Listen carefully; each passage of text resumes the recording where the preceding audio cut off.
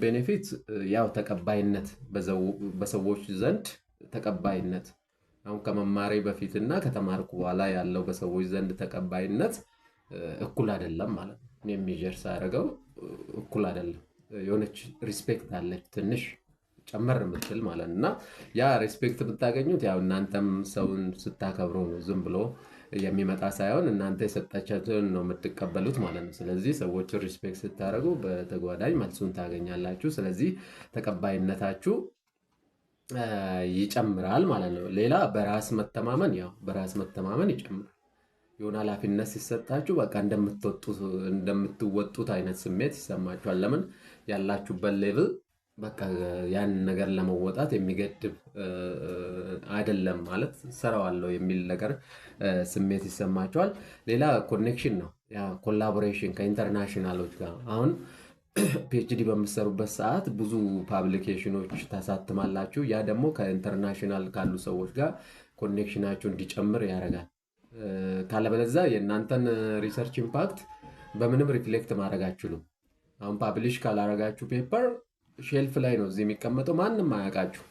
ከእናንተ ዩኒቨርሲቲ ከተማራችሁበት ዩኒቨርሲቲ ውጭ ማንም አያውቃችሁ ማንና። ግን ፓብሊሽ ስታደርጉ ምንድነው የተለያዩ ኢንተርናሽናል ያሉ ፕሮፌሰሮች፣ የተለያዩ ጆርናሎች፣ ኮንፈረንሶች አብረን እንስራ ኮላቦሬቲቭሊ አብረን እንስራ ብሎ እናንተን ኮኔክት ያደርጋሉ ማለት ነው። የሆነ የኮላቦሬሽን ስራ ኢንተርናሽናሊ።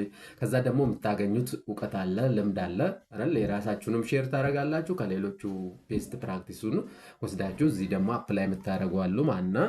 ስለዚህ ይሄ ኮኔክሽን ኮላቦሬሽን እንትኖችም ፈጥሮልኛል። ስለዚህ ረጋ ማለት ኖ ማለት ወላይስ እንትና አለመጨነቅ በቃ ነገሮች ማለት እና ተቀባይነት፣ በራስ መተማመን፣ ኮኔክሽን፣ ኮላቦሬሽን እና አብዛኞቻችሁ የፒኤችዲ መማር ምናምን ከገንዘብ ጋር ልታያይዙ ትችላላችሁ። አሁን በእኔ ኮንሰርን በእርግጥ እንትን በልፋቱ ልክ በዛ ልክ ይከፈላል ማለት አይደለም። ይከፈላል ማለት ሳይሆን እኔ ሙያውን ስለምወደው ነው እዚች ጋር ፒኤችዲም ለመማር እንትን የተገደድኩት ማለት። ለምን አካዳሚክ ኢንቫይሮንመንት ላይ ዩኒቨርሲቲ ላይ ማስተማር ላይ የምትሰሩ ከሆነ ግዴታ ፒኤችዲ መስራት አሪፍ ነው። ሌላ ኢንቫይሮንመንት ላይ ላይፈልግ ይችላል።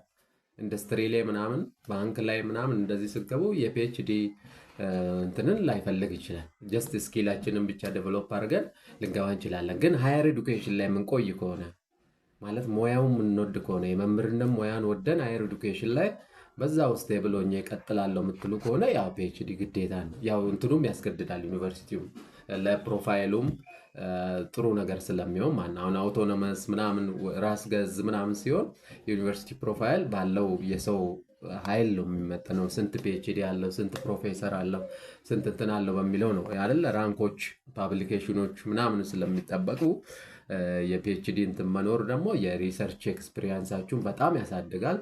ስለዚህ ለዩኒቨርሲቲያቸው ለእናንተ ዩኒቨርሲቲ ፕሮፋይልም በጣም አሪፍ ይሆናል ማለት ነው። ስለዚህ ጥቅም አለው። ጥቅም እንግዲህ ከገንዘብ አንጻር ብቻ ማየት የለብንም። እንግዲህ ገንዘብ ከተፈለገ ያው ወደ ቢዝነስ መግባት አይደለ? ወደ ተለያየ ካምፓኒ እንትን ብሎ መግባት ነው። ያ ገንዘብ ከሆነ ማለት ምንም የሚገድብ ነገር የለም። እኔ ከድሮም ጀምሮ ያው የመምህርነት ስራን በጣም ወድ ነበር። ፕሮፌሽኔም በጣም ወዳለሁ። ለዛም ነው ያለኝን ለእናንተም አጋረው እኔ ጋር አጠገብ ላሉትም ተማሪዎች ያለኝን ኤክስፒሪየንስ ሼር ማድረገው ለዛ ሙያውን ስለምወደው እንጂ የሆነ ቤኔፊት ፋይናንሻል ቤኔፊት ምናምን ስለማገኝበት አይደለም። ስለዚህ እኔ የምሰራቸው ቪዲዮዎች ቢያንስ የኔ ልጆች ያያሉ። ማንም ሰው እንኳን ባያዩ ባይከተለው የኔ ልጆች ለወደፊት አይተው ይማሩበታል። ስለዚህ እውቀታችንን ይዘን ከምሞት እዚህ በሪከርድ አድርገን ብናስቀምጥ የሚቀጥለው ትውልድ ከዜሮ ከሚጀምር ከዚህ ከአንድ ብሎ ከሆነ ስቴፕ ቢጀምር የተሻለ ሰዓቱንም ይቆጥባል፣ የተሻለ ልምዶችን ያገኛል፣ ጥሩ እና ደካማ ጎኖችን መለየት ይችላል።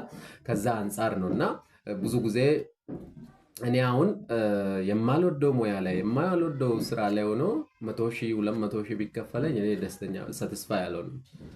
ጀስት ትንሽ ብር ተከፍሎ የምወደውን ነገር ብሰራ ነው የሚሻለኝ ማለት በኔ መስፈርት። የሌላ ሰው እንትን አይደለም ማለት እንደየእንትናችን የትኛው ሳቲስፋክሽን ይሰጠኛል የትኛው አይሰጠኝም ከሚለው አንጻር ነው። ስለዚህ ከዚህ አንጻር ብትረዱት አሪፍ ነው። ስለዚህ የታወቀ ነው። የህክምና ዶክተሮች አሉ ብዙ 24 ሰዓት ነው የሚሰሩት አይደል? የሚገባቸውን ክፍያ ይከፈላቸዋል ማለት አይደለም አይደል? የሰውን ህይወት ነው እንትን የሚያደርጉት አይደለም የሚያድኑት። ስለዚህ በክፍያ ቢሆን እነሱ ነበረ አይደለም መከፈል ያለበት። መምህር አይደለ ስንት እንትኖች የሚያፈራ በክፍያ ቢሆን ማለት ነው። ስንት ዶክተሮችን ኢንጂነሮችን አይደለ ብዙ ሰዎችን ፕሮፌሽኖችን የሚያፈራ መምህር የጤና እና የእንትን ይገባ ነበር በክፍያ ቢሆን ማለት ነው። ስለዚህ በክፍያ ቢሆን ሁሉም ሰው ስራውን ያቋርጥ ነበር። እነዛ የህክምና ዶክተሮችም እንትኖችም ግን ያ ሙያቸውን ስለሚወዱና ስለሚያከብሩ በዚህ እንትን ይቀጥላሉና ብዙ ጊዜ ከዚህ አንጻር ከገንዘብ አንጻር ብቻ ባናይ ጥሩ ነው ማለት እና ያው አዲስ ቀን ይመጣል። ስለዚህ በዚህ እንተማመን። እኔ ባለሁበት እንትን ደስተኛ ነኝ ማለት ነው። አመሰግናለሁ።